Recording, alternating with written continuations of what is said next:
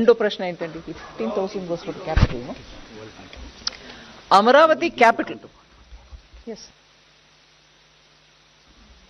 Amaravati capital construction ఎందుకంటే Andhra Pradesh reorganisation act మేరకి capital state capital build చేయడానికి సెంట్రల్ గవర్నమెంట్ దానికి స్టేట్ గవర్నమెంట్కి హెల్ప్ చేయాలని యాక్ట్ ప్రకారం ఉంది.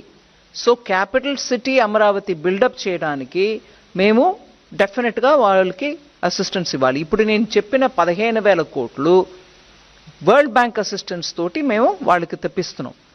దానికి కౌంటర్ పార్ట్ ఫండింగ్ కూడా ఉంటుంది. కానీ ఇవాళ స్టేట్ పొజిషన్ ఎలా ఉంది, అది ఎట్లాగా వాళ్ళు ఇస్తారా ఇవ్వలేరా, అది మేము సెంటర్ నుంచి గ్రాంట్ ఇచ్చుకుంటామా, ఇవన్నీ చూసి వాళ్ళతోటి మాట్లాడుకొని చేస్తాం. ఎందుకంటే ఆఖరికి ఆ క్యాపిటల్ లేకుండా 10 సంవత్సరం వెళ్ళిపోయాయి.